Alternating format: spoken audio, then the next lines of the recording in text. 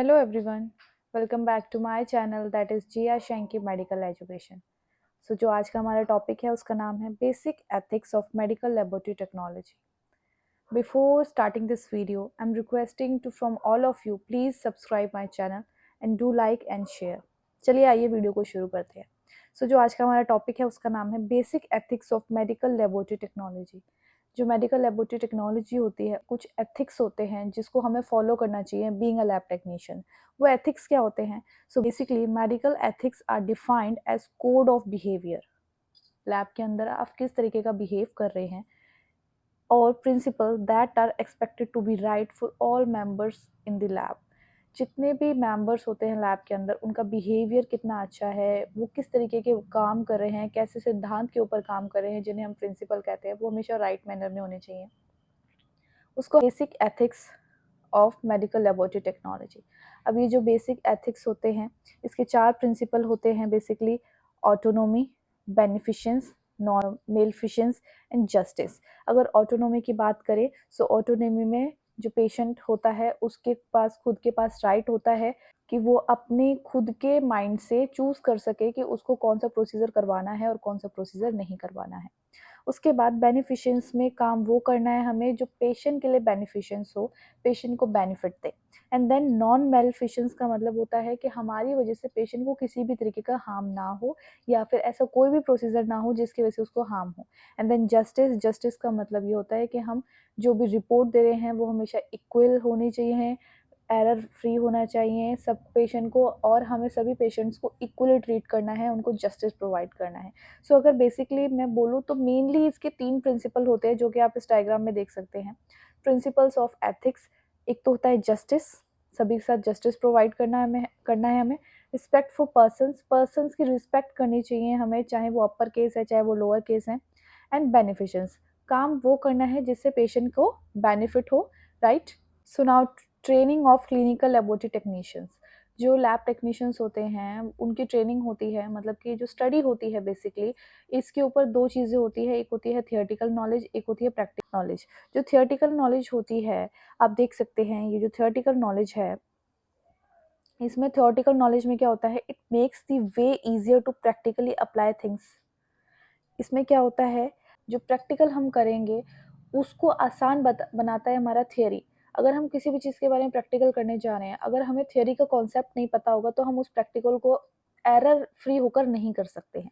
इसलिए हमें थियरी जानना बहुत ज़रूरी है, उसके बाद हम प्रैक्टिकल करते हैं. इसीलिए अगर आप डिप्लोमा करने जा रहे हैं, फॉर एग्जांपल डीएमएलटी कर रहे हैं, सो आपको 2 ईयर की स्टडी उसमें थियरी करनी पड़ती है एंड जो लास्ट का ईयर होता है उसमें आप प्रैक्टिकल करते हैं, राइट. theoretical knowledge इसमें it makes the way easier to practically apply things. And then practical knowledge के बारे में बात करें, so practical knowledge is very important to understand how things work. so practical knowledge में आप ये देखते हैं कि जो चीज़ें हैं वो काम कैसे कर रही हैं, उनको करना कैसे है. जो theoretical knowledge है जो practical knowledge है वो आपस में correlate है. theoretically knowledge practical के बिना complete नहीं है and also practical knowledge theoretical knowledge के बिना complete नहीं होगी. उसके बाद medical laboratory professionals, professionalism in laboratory workers. जो लैब के अंदर वर्क कर रहे हैं पर्सन्स, उनका प्रोफेशनलिज्म कैसा होना चाहिए. Professionalism is a conduct of behaviour. Professionalism का मतलब क्या होता है ये कहीं पर भी आप अप्लाई कर लीजिए, चाहे आप लैब टेक्नीशियन की तरह वर्क कर रहे हैं, चाहे आप नर्स हैं या फिर आप कहीं और कंपनी में काम कर रहे हैं. Professionalism is a conduct, behaviour and attitude of someone in a work और बिजनेस एनवायरनमेंट. इसमें क्या है कि हम कैसा बिहेव कर रहे हैं अपने वर्क प्लेस में, हमारा एटीट्यूड क्या है वर्क के लिए, लोगों के लिए, ठीक है. एंड बिजनेस एनवायरनमेंट कैसा है, मतलब जहाँ पे हम काम कर रहे हैं वो एनवायरनमेंट कैसा है. अब जहाँ पर हम काम कर रहे हैं वो एनवायरनमेंट हम ही लोगों से बना है, राइट. सो हम अपने काम पर कितने कंसर्न होके काम कर रहे हैं अपने वर्क प्लेस में, वो हमारे प्रोफेशनलिज्म में कंडक्ट होता है, ठीक है. A medical laboratory professional's fundamental responsibility is to manage prescribed medical laboratory services for patients to improve their health. Basically इसमें क्या है, प्रोफेशनलिज्म हमारा ऐसा होना चाहिए कि हमारे काम से जो पेशेंट की हेल्थ है वो इम्प्रूव हो. अब बीइंग अ लैब टेक्नीशियन हमारा काम क्या है, पेशेंट की जो रिपोर्ट है हमें बिल्कुल एक्यूरेट निकाल के देनी है। अगर हम रिपोर्ट को टोटली एक्यूरेट निकाल के देंगे तो जो पेशेंट का जो ट्रीटमेंट है वो बहुत अच्छे से चालू होगा और जिसकी वजह से पेशेंट की हेल्थ इंप्रूव होगी। सो वो हमारा बेस्ट प्रोफेशनलिज्म है। He has professional duty to work collaboratively with colleagues and other staff members. So हमारा ये भी रिस्पॉन्सिबिलिटी बनती है जो हमारे कलीग्स हैं या फिर अदर स्टाफ मेंबर्स हैं उनके साथ हम अच्छे से वर्क करें, right. And then the most important target is patient safety. So professionalism में सबसे पहले पॉइंट के बारे में बात करें, सो जो हमारा सबसे इम्पॉर्टेंट टारगेट होता है वो पेशेंट की सेफ्टी होता है। सबसे पहले हमारे लिए पेशेंट ज़रूरी है क्योंकि पेशेंट की वजह से ही लैब चलती है, तो हम बैठे ही लैब में पेशेंट्स के लिए हैं। तो पेशेंट की सेफ्टी हमारे लिए सबसे बड़ी प्रायोरिटी होती है। So first responsibility is to the patient, putting the patients wants and preference aside and ensuring that each patient receives the greatest quality of treatment possible by current practice standards. So basically इसमें क्या है, हमारी responsibility सबसे पहले patient होती है।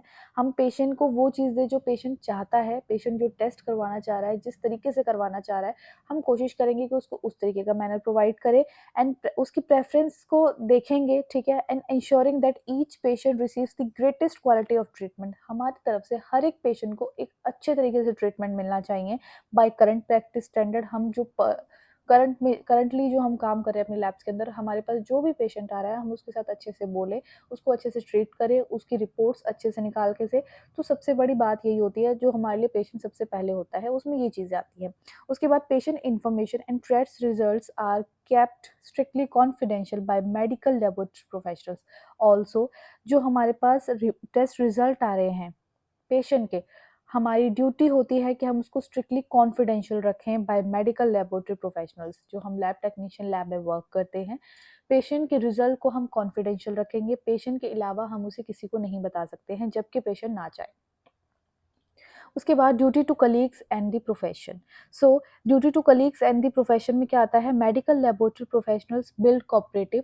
जो medical laboratory professionals होते हैं, मतलब कि जो लैब टेक्नीशियंस होते हैं, उनको कोऑपरेटिव होना चाहिए, उनको ऑनेस्ट होना चाहिए and respectful working relationships with it within the clinical laboratory and with other members of the healthcare team, with primary goal of ensuring that the patients they serve receive the best possible quality। सो इसमें क्या है, जो duty of colleagues में क्या आता है, जो हम काम कर रहे हैं अपने कलीग्स के साथ वो बहुत अच्छा होना चाहिए, ठीक है। हमारे जो रिलेशनशिप्स हैं हमारे कलीग्स के साथ वो बेटर होने चाहिए। हेल्थ केयर टीम के साथ जो हमारे रिलेशंस है वो बहुत अच्छे होने चाहिए। देन उसके बाद ड्यूटी टू सोसाइटी, हमारी ड्यूटी सोसाइटी की तरफ भी होती है। सो उसमें क्या है, medical laboratory professionals as practitioners of an autonomous profession have a duty to contribute society's wellbeing. हमारी ड्यूटी होती है कि हम सोसाइटी की वेलबींग के लिए काम करें within their domain of profession competence and they use their knowledge to enhance patients health care. हमें अपनी नॉलेज को यूज़ करना है पेशेंट की हेल्थ केयर को इन्हेंस करने के लिए, राइट। एंड देन उसके बाद code of conduct and communication between physician and lab. साथ में कोड ऑफ कंडक्ट में क्या होता है कि जो लैब टेक्नीशियन होता है वो साथ के साथ बीच में कम्युनिकेट करता है जो फिजिशियंस होते हैं। अब फिजिशियन कौन है, जो फिजिशियन है जिन्होंने पेशेंट को प्रिस्क्राइब किया है कि आपको ये टेस्ट करवाने हैं, राइट।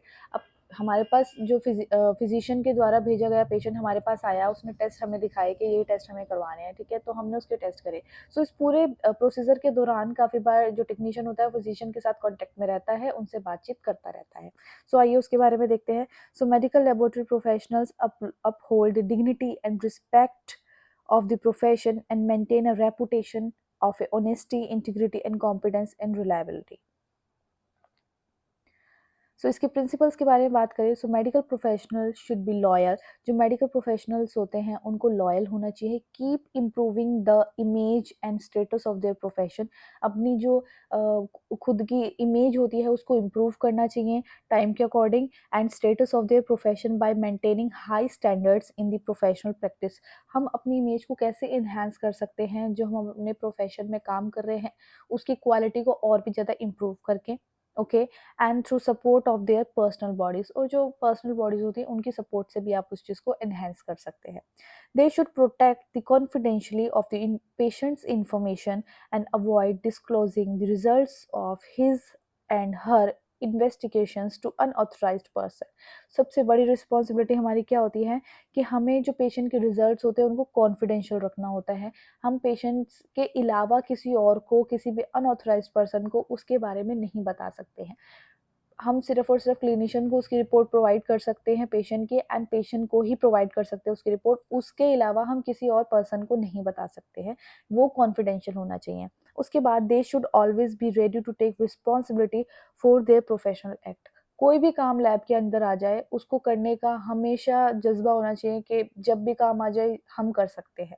उसके बाद they should always practise within the scope of their professional competence. साथ के साथ अपनी नॉलेज को इन्हांस करना चाहिए प्रोफेशनल कॉन्फिडेंस में। Okay, then they should try to maintain and improve their skills and knowledge and keep updated themselves. उन्हें try करना चाहिए, उन्हें अपनी अपनी जो स्किल्स होती है उनको इम्प्रूव करना चाहिए, उनको मेंटेन करना चाहिए, नॉलेज को इम्प्रूव करना चाहिए एंड खुद को अपडेट रखना चाहिए। क्यों रखना चाहिए? क्योंकि देखिए आज के टाइम पे आप देख सकते हैं मेडिकल लेवल इतना एडवांस हो गया है, मतलब डे बाय डे इसमें एडवांसमेंट आता जा रहा है। जैसे कोविड आया, पहले नहीं था, तो उसके हिसाब से लोगों ने अपने जो मेडिकल टीम्स थी, उन्होंने अपनी स्किल्स को एनहांस किया, अपनी नॉलेज को अपग्रेड किया। तो इसलिए टाइम के साथ-साथ अपनी नॉलेज को, अपनी स्किल्स को एनहांस करना ज़रूरी है, क्योंकि डे बाय डे नई-नई डिजीज़ेज़ आती जा रही है। उसके बाद they will uphold academic integrity in all matters of professional certification and continuing education. आप काम कर रहे हैं, बहुत अच्छी बात है, लेकिन साथ के साथ अपनी एजुकेशन को कंटिन्यू रखें सो दैट आपकी जो स्किल्स है वो इम्प्रूव होती जाए। उसके बाद they should share their knowledge with colleagues. जो लैब टेक्नीशियंस होते हैं, अपनी नॉलेज को अपने कलीग्स के साथ शेयर करना चाहिए and promote them towards learning, and उनको प्रमोट करना चाहिए कि वो और भी ज़्यादा सीखें, राइट। उसके बाद they should be aware of legal aspects of medical laboratory sciences and share happy them in practice of their profession. जब आप मेडिकल लाइन में काम कर रहे होते हैं तो आपको सारे लॉज के बारे में भी जानना बहुत ज़रूरी होता है, क्योंकि हमारे कुछ एक्शंस की वजह से पेशेंट के ऊपर खतरा आ सकता है। So being a lab technician, अगर आपको सारे लॉज पता होंगे तो आप काम भी उतने अच्छे तरीके से करेंगे, राइट। सो उसके बाद दे शुड प्रैक्टिस सेफ। काम हमेशा सेफ करना है, जो भी आप वर्क कर रहे हैं लैब में हमेशा वो सेफ करना चाहिए। स्टैंडर्ड वर्क प्रोसीजर, जो वर्क प्रोसीजर हमें स्टैंडर्डली प्रोवाइड किया जाता है, जिसको एसओपी कहते हैं हम, ठीक है, उसके हिसाब से काम करना चाहिए at all times to ensure the safety of their own. हमें अपनी भी सेफ्टी का ध्यान रखना है, पेशेंट की सेफ्टी का ध्यान रखना है, एंड को वर्कर्स जो हमारे साथ में काम करते हैं उन वर्कर्स की सेफ्टी का भी ध्यान रखना है, and the environment also. Obviously environment के बारे में भी हमें सोचना है, इसलिए हमें बोला भी जाता है, बायोमेडिकल वेस्ट के बारे में इसीलिए बताया जाता है ताकि हम सबका उस चीज़ में ध्यान रख सके। अगर हम कोई भी चीज़ उल्टी सीधी किसी बास्केट में डाल देंगे, सो वो उस तरीके से डिस्पोज होगी जिसकी वजह से जो को वर्कर्स है वो इन्फेक्ट होंगे, हमारा एनवायरनमेंट खराब होगा, तो उस चीज़ों का ध्यान रखना चाहिए। उसके बाद they should avoid misusing their position to harm patients, employers and colleagues. अपनी जो पोजीशन है आपकी, उसको कभी भी मिसयूज़ नहीं करना चाहिए, क्योंकि हम जिस पोजीशन पे बैठे हैं, हमारा सबसे बड़ा जो प्रायोरिटी है वो पेशेंट होता है। हमें पेशेंट के उसकी बेनिफिशियंस के लिए काम करना है, ना कि उसको हार्म प्रोवाइड करना है, राइट। सो उसके बाद they should respect and work in harmony with other members of their medical team. जो हमारी मेडिकल टीम में अदर मेंबर्स होते हैं उनके साथ हमें अच्छे से बोलना चाहिए, उनके साथ अच्छे से काम करना चाहिए, right. Then communication between physician and lab technician. अभी पहले की स्लाइड में हमने बात ही किया था कि जो कम्युनिकेशन होता है वो फिजिशियन और लैब टेक्नीशियन के बीच में चलता रहता है। सो अ फिजिशियन और क्लिनिशियन एक ही बात है, ठीक है। And doctor prescribes a different diagnostic test. जो फिजिशियन होते हैं, डॉक्टर होते हैं या क्लिनिशियंस होते हैं, वो पेशेंट को प्रिस्क्राइब करते हैं डायग्नोस्टिक टेस्ट को। डिफरेंट डायग्नोस्टिक टेस्ट होते हैं as per the health issue and status of the patient. Patient की स्टेटस क्या है हेल्थ का, उसके हिसाब से उसको टेस्ट को प्रोवाइड किया जाता है। जिस हिसाब की जिस हिसाब से उसको कोई प्रॉब्लम आ रही होगी बॉडी में, जिस हिसाब से पैथोलॉजी होगी, उस हिसाब से उसको टेस्ट को प्रोवाइड किया जाता है। And laboratory personnel perform those prescribe test. अब जो बीइंग अ लैब टेक्नीशियन, जो लैब टेक्नीशियन है, जो लैब में वर्क कर रहे हैं, वो उसके अकॉर्डिंगली टेस्ट को परफॉर्म करते हैं। Provide the information needed to make clinical decisions for better treatment. अब हमें टेस्ट करना क्यों है? ताकि जो पेशेंट का ट्रीटमेंट है वो बेस्ट हो सके, बेटर हो सके, ताकि उसकी जो हेल्थ है वो और भी ज़्यादा इन्हेंस हो सके, right. During the pre and post analytical faces, जब जो टेस्ट हो रहा होता है उसके फेसेस के बारे में बात करें तो प्री एनालिटिकल फेस होता है एंड पोस्ट एनालिटिकल फेस होता है। प्री एनालिटिकल फेस क्या होता है, टेस्ट से पहले के बारे में बात की जा रही है, एंड पोस्ट का मतलब टेस्ट के बाद की बात की जा रही है, right. So during the pre and post analytical faces clinicians and laboratory staff communicate, आपस में जो क्लिनिशियंस होते हैं, लैब स्टाफ होते हैं, आपस में बात करते हैं, कम्युनिकेट करते रहते हैं। The analytical phase enclosed any communication that occurs throughout the execution and the test of a series of tests। क्यों करते हैं, ताकि जो भी कोई डाउट्स होते हैं आपस में वो क्लियर हो सके, क्योंकि डायरेक्ट पेशेंट से बात नहीं की जा सकती है, नहीं तो काफ़ी बार पेशेंट मिसअंडरस्टूड कर जाता है चीज़ों को, इसीलिए बेटर टू बी आप पहले क्लिनिशियन से बात करें एंड देन उसके बाद डिसाइड करें कि पेशेंट को क्या बताना है। अब अगर बात करें मेडिकल लेबोरेटरी टेक्नोलॉजी के बारे में, सो इसमें सबसे बड़ा कॉन्सेप्ट ये भी आता है कि what is the first aid in the clinical laboratory. अगर फर्स्ट एड के बारे में बात की जाए, so first aid is defined as the immediate caring service. जो फर्स्ट एड होता है वो इमीडिएट केयरिंग सर्विस होता है। इमीडिएट केयरिंग का सर्विस का मतलब क्या है कि मान लो कोई प्रॉब्लम आ गई किसी भी पर्सन को, तो सबसे पहले उसको जो प्रोवाइड की जा रही है सर्विस, उसको हम फर्स्ट एड बोलते हैं। और प्राइमरी ट्रीटमेंट, सबसे पहले जो ट्रीटमेंट दिया जाता है उसको फर्स्ट एड बोलते हैं। That is given to a person who has been injured और सडनली टेकन इल। ऐसे पर्सन को जो कि एकदम से इंजर्ड हो गया, एकदम से बीमार हो गया, उसको सबसे पहले जो भी हम चीज़ प्रोवाइड कर रहे हैं उसको ठीक करने के लिए, उसको हम फर्स्ट एड कहते हैं। ओके। एंड फर्स्ट एड का जो फर्स्ट एड होता है वो बेस्ड होता है तीन प्रिंसिपल्स पे बेस्ड होता है, जो कि पी से ही स्टार्ट होते हैं। First one, preserve life. जो फर्स्ट एड होता है वो लाइफ को प्रिजर्व करने के लिए होता है।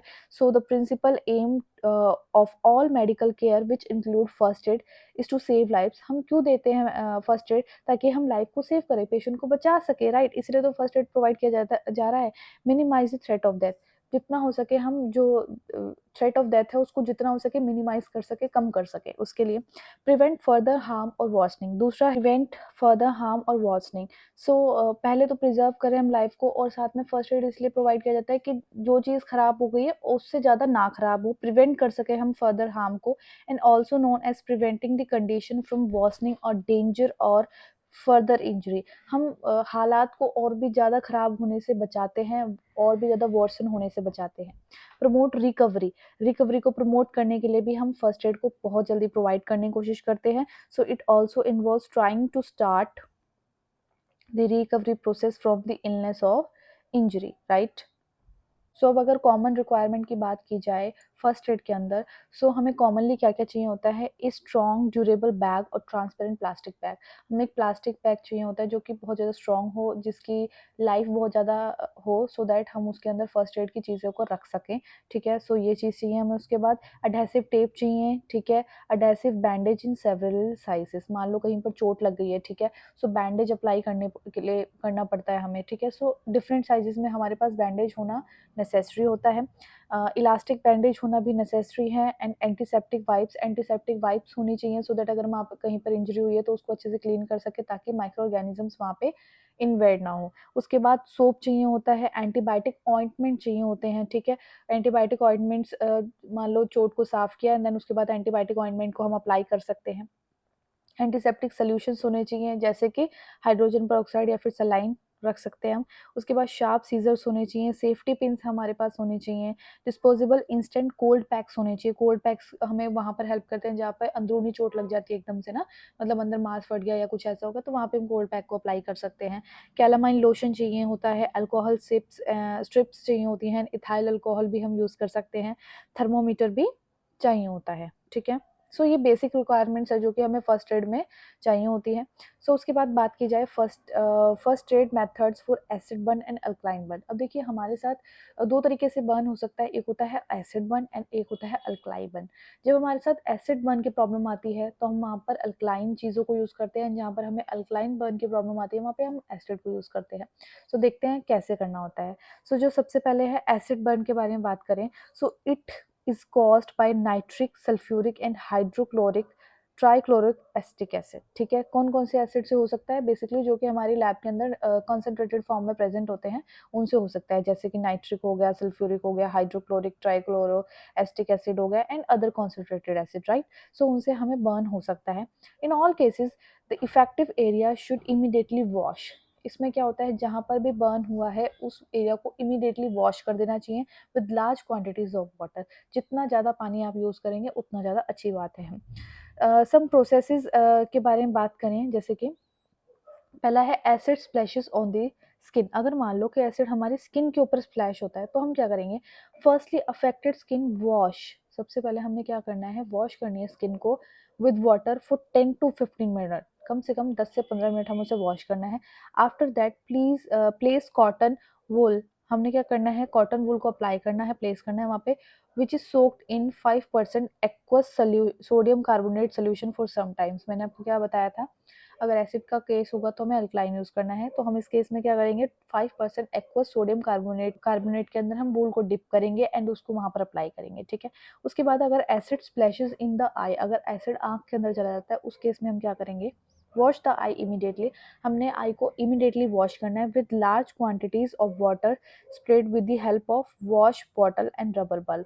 हमने क्या करना है, बॉटल ले लो या फिर रबर बल्ब होते हैं, उसकी हेल्प से हमने आई को अच्छे से साफ करना है, वॉश करना है। Square the water into the corner of the I near the nose. हमने क्या करना है, पानी डालना है, इधर की तरफ से डालना है, ठीक है। And otherwise you can hold the eye under the slowly running tap water. उसके अलावा आप ये क्या कर सकते हैं, रनिंग टैप वाटर के अंदर अपनी आई को होल्ड करके रख सकते हैं। After that put 4 drops of 2% aqueous sodium carbonate into the eye. उसके बाद हमें क्या करना है, 2% एक्वस सोडियम कार्बोनेट लेना है और अपनी आई में डाल देना है, उसके 3-4 ड्रॉप डाल लीजिए। Refer the person to the doctor और स्पेशलिस्ट। इतना ही काफ़ी नहीं है, हमने पेशेंट को डॉक्टर के पास भी ज़रूर भेजना है, राइट। अब स्वॉलोइंग एसिड्स, अगर अब बात करें, अगर मान लो हमने गलती से किसी भी पर्सन ने लैब के अंदर एसिड को पी लिया, तो उसमें क्या होगा, firstly call a doctor. Okay, so हमने सबसे पहले क्या करना है, डॉक्टर को कॉल करना है and give the person some 5% sodium carbonate solution to drink. हमने क्या करना है, सोडियम कार्बोनेट सोल्यूशन देना है पर्सन को ड्रिंक करने के लिए। Otherwise make a solution by mixing the white portion of 2 eggs, या फिर अगर वो नहीं दे सकते हैं तो हम क्या करेंगे, 2 एग लेंगे, उनका जो व्हाइट पोर्शन होता है, 2 एग में से वो व्हाइट पोर्शन को मिक्स करेंगे हम 500 ml वाटर के साथ एंड मिल्क के साथ, and give him to drink, और उसको बोलेंगे उसको पीने के लिए। If both are not available, अगर दोनों में से कोई भी चीज़ अवेलेबल नहीं है, he should drink plenty of ordinary water. जितना हो सके उतना ज़्यादा पानी पिए वो, and ask him to gargle with same solution, और उसी के साथ जितना हो सके गार्गल करे, ठीक है। Give him 3 to 4 glasses of water, और हमें क्या करना है, 3 से 4 ग्लासेस ऑफ वाटर उसको प्रोवाइड करने हैं। उसके बाद अल्कलाइन बर्न्स के बारे में बात करें, ये तो थे एसिड बर्न्स, अब होती है अल्कलाइन बर्न्स। अल्कलाइन बर्न्स के बारे में बात करें, सो द पॉजिटिव 3 एजेंट्स, हमारे 3 एजेंट्स होते हैं जिनसे हमें अल्कलाइन बर्न होता है, जैसे sodium, potassium and ammonium hydroxide. ये जो अल्कलाइन बर्न्स होते हैं मोर सीरियस होते हैं देन एडवांस, ये बहुत ज़्यादा सीरियस होते हैं, एडवांस होते हैं। Some procedure for alkaline burns as so follow below. अब कुछ प्रोसीजर बता रही हूँ मैं, अगर आपके साथ अल्कलाइन बर्न होता है तो आप ये चीज़ें उसमें कर सकते हैं। जैसे कि alkaline places on the water, जो अल्कलाइन है वो हमारे फेस पे अगर आ जाता है, सॉरी ऑन द स्किन, अगर अल्कलाइन है हमारी स्किन के ऊपर आ जाता है, तब हम क्या करेंगे, firstly the affected skin wash with water for 10 to 15 minutes. सबसे पहले हमने अफेक्टेड स्किन है उसको 10 से 15 मिनट के लिए वाटर से वॉश करना है। After that place cotton wool which is soaked in 5% acetic acid and undiluted vinegar. हमने क्या करना है, 5% एस्टिक एसिड में हमने कॉटन वूल को सोक करना है और उसको वहाँ पर अप्लाई करना है। अगर आई में जाता है तो हम क्या करेंगे, अल्कलाइन प्रेशर इन द, अगर आई में अल्कलाइन जाता है तो क्या करना है, wash the I immediately with large quantities of water. हमें क्या करना है, लार्ज क्वांटिटीज ऑफ वाटर के साथ अपनी आई को अच्छे से वॉश करना है। वाटर को स्प्रेड करना है with the help of wash bottle और रबर, वही सेम रबर या बॉटल से वॉश कर लो। And pull the squirt of water into the corner of the eye, same eye से ही कॉर्नर ऑफ द आई से हमने वहां से वाटर डालना है। Otherwise you can hold the eye under the slowly running tap water, आप अपनी आई को रनिंग टैप वाटर के अंदर भी रख सकते हैं। After that wash with saturated solution boric acid. हमने क्या करना है, बोरिक एसिड के साथ इसको अच्छे से वॉश करना है। Refer for the person to a doctor. उसके बाद हमने क्या करना है, आई स्पेशलिस्ट डॉक्टर के पास उसको भेज देना है, राइट।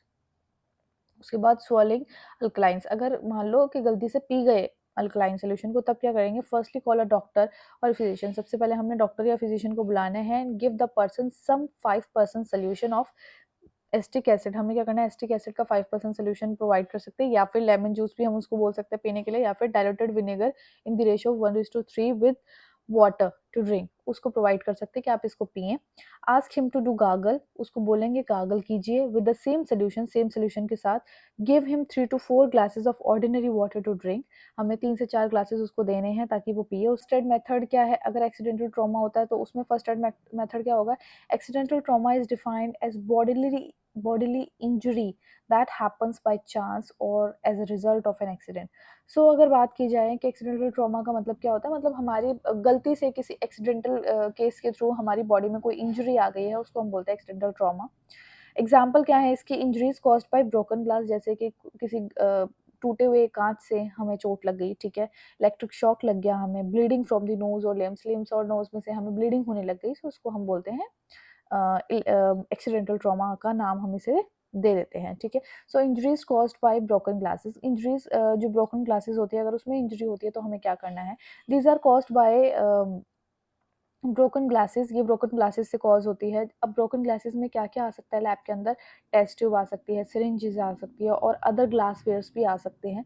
दीज इंजरीज में be seen as small cuts और सीवियर बाउंड्स, इनसे बहुत छोटे छोटे कट्स भी लग सकते हैं और काफ़ी बार बहुत बड़ा घाव भी हो जाता है, ठीक है। Emergency treatment for these injuries is as follow, emergency treatment क्या क्या होंगे इसमें? Firstly wash the wound immediately, हमने सबसे पहले वाउंड को इमीडिएटली वॉश करना है to remove any glass of pieces, जो भी कांच के ग्लास वगैरह कुछ गए होंगे वो वहां से रिमूव हो जाए इसलिए। अप्लाई एंटीसेप्टिक ऑइंटमेंट, अब हम क्या करेंगे? एंटीसेप्टिक ऑइंटमेंट को अप्लाई करेंगे टू वाउंड पे and cover with waterproof dressing, and उसको कवर करेंगे वाटरप्रूफ ड्रेसिंग के साथ में। इफ कट ब्लीड्स कॉन्टिन्यूसली, अगर जहाँ पे कट लगा है वो ब्लीड खून कॉन्टिन्यूसली निकलता ही जा रहा है, so stop the bleeding by pressing down on it, हमने क्या करना है? उस एरिया को ज़्यादा थोड़ा प्रेस करना है सो दैट ब्लीडिंग स्टॉप हो। And on it with a compress refer of a individual to the doctor, और उसके बाद डॉक्टर के पास लेकर जाना है। If the injury is caused by infected broken glass, अगर इंजरी हमें कोई इन्फेक्टेड ब्रोकन ग्लास केस से हुई है, पहले वाली बात बताई गई थी कि ऐसे ग्लास से हुई जिससे कोई जो कि इन्फेक्टेड नहीं था, अब ऐसे ग्लास से हुई जो कि ऑलरेडी इन्फेक्टेड था, मतलब यूज्ड ग्लास था, ठीक है। So properly wash the wound with soap, उसमें क्या करना है? हमने वाउंड को अच्छे से सोप से वॉश करना है और वाटर से। After that rinse with antiseptic lotion, उसके बाद उसको एंटीसेप्टिक लोशन से रिंस करेंगे।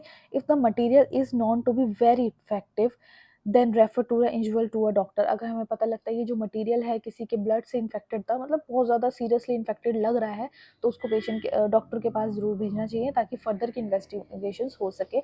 उसके लिए मैंने एक नीडल स्टिक इंजरी वाला एक टॉपिक बनाया हुआ है, आप मेरे चैनल पर जाके देख सकते हैं, तो उन केसेस में क्या क्या करना होता है वहाँ पे आपको मिल जाएगा वो, ठीक है। उसके बाद if infected material is accidentally sucked into the mouth, अब क्या है? इन्फेक्टेड मटेरियल गलती से मुंह के अंदर चला गया, आपने गलती से पी लिया जैसे कि पिप्टिंग के दौरान, देन स्पिट इट आउट, हमने एकदम से बाहर थूकना है immediately in the basin and wash out the mouth with diluted antiseptic solution, और हमने क्या करना है? अपने माउथ को एंटीसेप्टिक सोल्यूशन से अच्छे से वॉश करना है। After rinse with plenty of clean water, और उसके बाद हमें पेलेंटी ऑफ क्लीन वाटर से वॉश करना है एंड देन उसके बाद एंटीसेप्टिक से वॉश करेंगे उसको अच्छे से, राइट। उसके बाद अब अगर मान लीजिए हमें इलेक्ट्रिक शॉक लगता है तो उस केस में क्या क्या करेंगे? So these kinds of accidents were very rare, वैसे इलेक्ट्रिक शॉक बहुत रेयर होता है मेडिकल लाइन में, मतलब लेबोरेटरी के अंदर। दे में occur when faulty equipment is being handled specially with weight hand, ज़्यादातर कब होता है कि हमने कोई मान लो कोई वायर हमने पकड़ ली या फिर कोई ऐसा इक्विपमेंट हमने पकड़ लिया जो फॉल्ट था, मतलब सही से प्लग इन नहीं हो रखा था, ठीक है, उसकी वायर टूट रही थी तो हमने वो पकड़ लिया, सो फॉल्ट इक्विपमेंट उसे बोल देंगे, वो पकड़ लिया और वो भी गीले हाथों से पकड़ लिया तो हमें शॉक लग सकता है। इसके सिम्टम्स क्या होंगे? द सिम्टम्स आर अनकॉन्शियस, बेहोश हो जाएगा, ठीक है, डिफिकल्ट टू ब्रीथ, सांस लेने में दिक्कत आएगी। Emergency treatment for these accident is as follows, emergency treatments क्या क्या होंगे इसमें? Firstly switch off all mains switch off the main switch, हमने सबसे क्या करना है? मेन स्विच को सबसे पहले स्विच ऑफ करना है एंड कॉल द फिजिशियन को बुलाना है।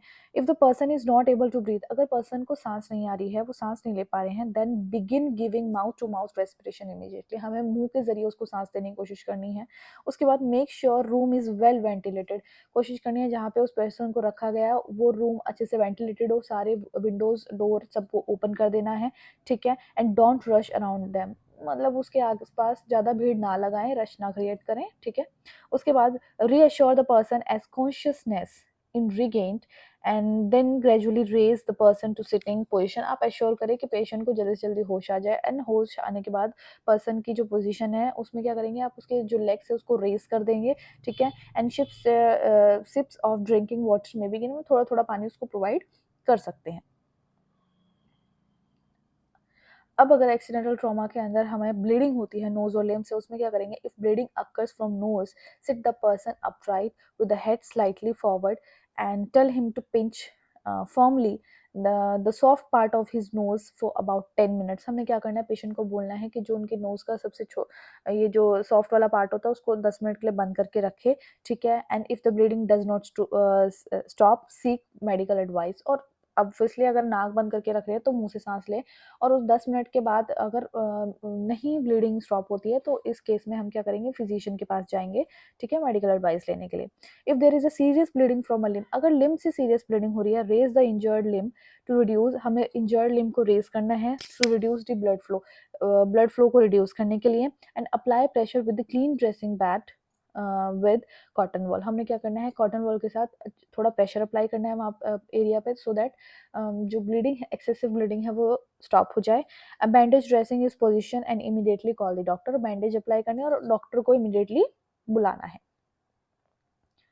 Firstly aid methods for gas और टॉक्सिक इनहेलेशन। अगर मान के चलिए आप ऐसे रूम में थे जहाँ पे टॉक्सिक गैसेस थी, वो इनहेल हो गई हैं, गलती से सांस के जरिए अंदर चली गई हैं, सो उस केस में क्या होगा, the inhalation of gases such as, अब कौन कौन सी गैसेस होती है, जैसे कि कार्बन मोनोऑक्साइड, अगर ये इनहेल हो गई है, ठीक है, स्मोक हो गई या फिर टॉक्सिक पेपर्स हो गए, can lead to lead consciousness. उससे क्या होता है, मतलब पेशेंट बेहोश हो सकता है, ठीक है। These gases can impair effective gas exchanges which can lead to low levels of oxygen in the body। अब अनकॉन्शियस क्यों हो रहा है, ये जो गैसेस हमारी बॉडी के अंदर गई हैं उसने क्या किया, हमारे जो बॉडी के अंदर ऑक्सीजन लेवल था उसको डिसबैलेंस कर दिया, जिसकी वजह से पेशेंट अनकॉन्शियस हो गया।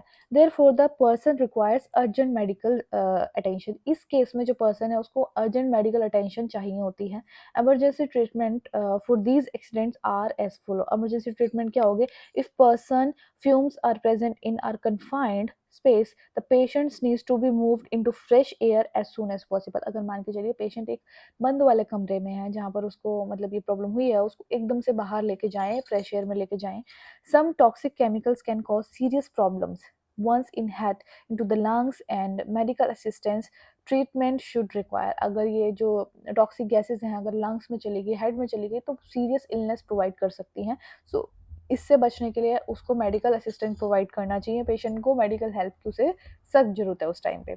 उसके बाद after rescuing the person from danger, जब हमने डेंजर से पर्सन को निकाल लिया, check and monitor the person, हमने पर्सन को थोड़ा चेक करना है, मॉनिटर करना है, देखना है कि वो ब्रीथिंग अच्छे से ले पा रहा है या नहीं, उसकी पल्सेस अच्छे से चल रही है या नहीं चल रही है। If the person is not able to breathe, अगर पर्सन अच्छे से ब्रीथ नहीं कर पा रहा है, गिव हिम आर्टिफिशियल ब्रीथिंग, उसको आर्टिफिशियल ब्रीथिंग प्रोवाइड करनी है, चेस्ट कंप्रेशन प्रोवाइड करना है, ठीक है। Then do not try to neutralise the poison with lemon juice और विनेगर। हमने ऐसा नहीं करना है कि पेशेंट को हम बोल रहे हैं कि लेमन जूस पिला दो या विनेगर प्रोवाइड दे दो, नहीं करना है जब तक कि डॉक्टर ना बोले। और एनी अदर सब्सटेंसेस, और कोई सब्सटेंस नहीं देना है unless you are told to do so by a doctor. जब तक डॉक्टर ना बोले तब तक हमें ऐसा कुछ भी नहीं करना है। डू नॉट इंड्यूस वॉमिटिंग, हमें पेशेंट को नहीं बोलना है कि आप वॉमिट कीजिए unless you are told to do so by doctor. अगर वही सेम चीज़ जब तक डॉक्टर ना बोले तब तक हमने पेशेंट को नहीं फोर्स करना है कि आप कोशिश करिए कि वॉमिट हो आपको। A strong poison that burns on the way down, जैसे जैसे अगर मान लो स्ट्रॉन्ग पॉइजन बॉडी के अंदर गया है, ठीक है, जैसे जैसे वो अंदर गया है उसने पार्ट को डैमेज किया होगा, अगर वही हम पॉइजन को उसी ज़रिए बाहर निकालने की कोशिश करेंगे तो हो सकता है कि वो पार्ट को और भी ज़्यादा डैमेज करे, क्योंकि वो सेम वे से वहाँ से वापस भी आ रहा है, ठीक है। Even if the person seems perfectly fine, get medical help. अगर उसके बाद भी पर्सन ऐसा लगता है कि परफेक्टली फाइन है तो फिर भी एक बार डॉक्टर से कंसल्ट जरूर करना चाहिए। Okay, so it is mandatory. अब अगर स्पिलेज होता है तो उसमें हम फर्स्ट एड कैसे प्रोवाइड करते हैं। अगर केमिकल स्पिलेज हुआ है in the laboratory, so many kinds of chemicals are used अगर जो लैब होती है उसके अंदर बहुत सारे केमिकल्स को हम यूज़ करते हैं and they can be toxic, और वो जो केमिकल्स होते हैं वो बहुत ज़्यादा टॉक्सिक हो सकते हैं। Generally these chemicals are acidic और बेसिक। ये जो केमिकल्स होते हैं वो जनरली एसिडिक भी होते हैं, बेसिक भी होते हैं। First aid for treating acid and based, जो फर्स्ट एड है एसिड और बेस को ट्रीट करने के लिए, स्पेस इज ऑलरेडी एक्सप्लेन्ड, मैंने आपको पहले बता दिया पहली वाली स्लाइड्स के अंदर, सो उसके बारे में ज़्यादा बात नहीं करेंगे। उसके बाद देखो, अगर बायोलॉजिकल स्पिलेज होता है तो उसमें हम क्या करेंगे, इट कंटेन्स क्लिनिकल स्पेसिमेन। जो बायोलॉजिकल स्पिलेज है इसमें क्या होता है, क्लिनिकल स्पेसिमेंस होते हैं, जैसे कि कल्चर हो गया, एक्सक्रीटा ऑफ एनिमल्स हो गया, और बहुत सारी चीज़ हो गई। Biological spillage is the main source of transmission of infectious disease. जो बायोलॉजिकल स्पिलेज होती है वो मेन सोर्स होता है जिसकी वजह से इन्फेक्शियस डिजीज ट्रांसमिट हो सकती हैं, ठीक है। Hence their management is very necessary, इसीलिए इनका मैनेजमेंट बहुत ही ज़्यादा इंपॉर्टेंट है। If these materials spill on the body and clothes, अगर ये मटेरियल किसी बॉडी पर या फिर क्लोथ्स के ऊपर स्पिल होते हैं, then immediately remove contaminated clothing. हमने क्या करना है, कंटामिनेटेड क्लोथिंग को इमीडिएट रिमूव करना है, प्रॉपर उसको वॉश करना है, एक्सपोज्ड एरिया को, जहाँ पर भी क्लोथ के ऊपर तो गया है लेकिन क्लोथ से एब्जॉर्ब होकर थोड़ा स्किन के ऊपर भी लगता है, तो उस एरिया को अच्छे से वॉश करना है with soap and water for 1 minute, 1 minute के लिए तो कम से कम करना है। Antiseptic solutions can used, antiseptic solution को यूज़ किया जा सकता है for the contamination, for the decontamination of the exposed area को डिकंटामिनेट करने के लिए। If necessary refer the person to the doctor, अगर आपको लगता है कि नेसेसरी है पर्सन को डॉक्टर के पास आप सेंड कर सकते हैं। उसके बाद रेडियो एक्टिव अगर स्पिलेज होता है, बहुत ज़्यादा डेंजरस स्पिलेज है ये, सो रेडियो एक्टिव स्पिलेज और very dangerous because they may cause alteration in the genetic materials of the human cells. Human cells के अंदर जो जेनेटिक मटेरियल होता है उसको चेंज कर देता है ये रेडियो एक्टिव स्पिलेज, और उसकी वजह से हमें बहुत सारे डिसऑर्डर्स हमारी बॉडी के अंदर हो जाते हैं। सो ये one of the most dangerous spillage है।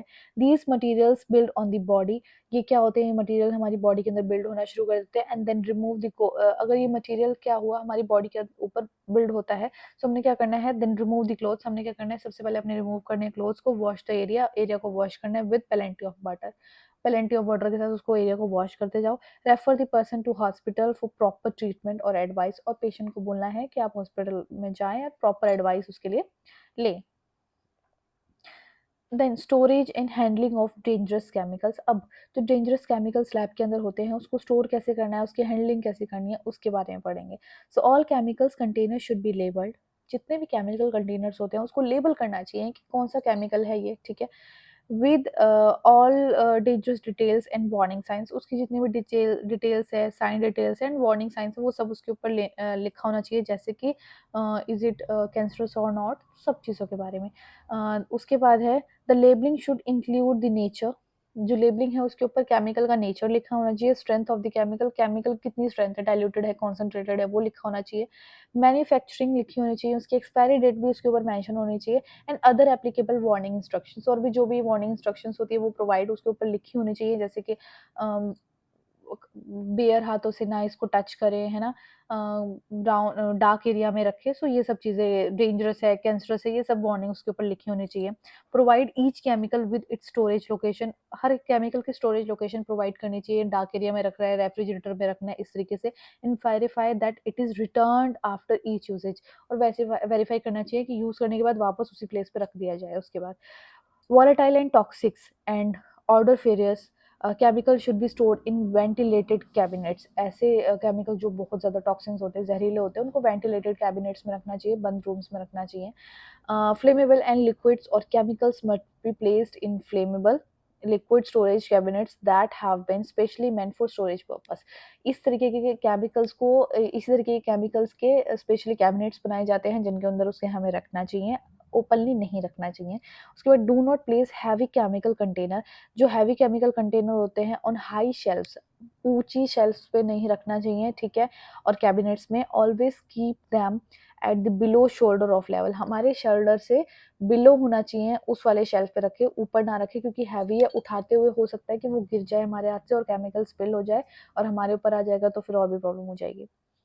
Hazardous chemical should not B store, जो हजार्डियस केमिकल होते हैं उनको स्टोर नहीं करना है हमें, कहाँ, नियर हीट सोर्सेज के पास नहीं उसको स्टोर करना चाहिए, एंड इन डायरेक्ट सनलाइट के सामने भी उसको हमें स्टोर नहीं करना चाहिए, राइट।